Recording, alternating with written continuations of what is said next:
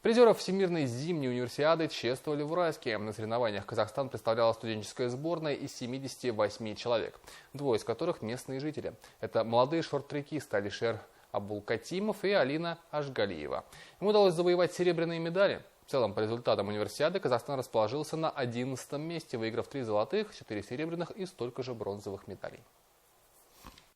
Зимняя универсиада проходила в американском городе Лейк-Плэсид. В ней участвовали студенты университетов от 17 до 25 лет. Среди казахстанских спортсменов, которые прошли отборочный тур, оказались шорт-трекисты Алина Ашгалиева и Алишер Абулкатимов. Молодой спортсмен признается, что было нелегко занять второе место среди сильнейших, но почти 1,5 года подготовки и тренировок не прошли даром. Алишеру всего 20 лет. Шорт-треком он занимается со 2 класса и уже является мастером спорта, чемпионом Казахстана и финалистом юниорского чемпионата мира.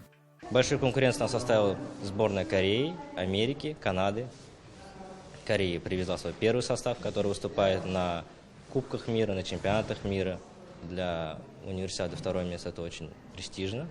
На прошлой универсиаде в городе Красноярск наши заняли 3 место. Мужская эстафета на дистанции 5000 метров. А в этой универсиаде мы заняли 2 место в смешанной эстафете. Также мужская эстафетная команда заняла 2 место на 5000 метров. Старший тренер области по шорт-треку Максим Лозовой говорит, что результатами своих подопечных он доволен. Сейчас спортсмены находятся в отпуске, а уже в мае они начнут готовиться к следующему сезону, чтобы с новыми силами завоевывать призовые места, несмотря на то, что во время тренировок приходится сталкиваться с трудностями. В нашей области шорт-трек развивается динамично, но также мы сталкиваемся с большими проблемами. Это качество льда и нехватка инвентаря. Несмотря на это, спортсмены тренируются, показывают неплохие результаты.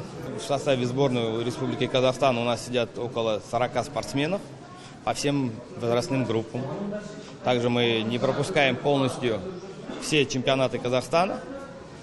Финансирование проходит полностью. В завершении мероприятия 2 спортсменам вручили благодарственные письма и гранты на бесплатное обучение на 1 год. Олег Великий, Асланбек Саламатов, Таншолпан Амирханова, телеканал Акжаик.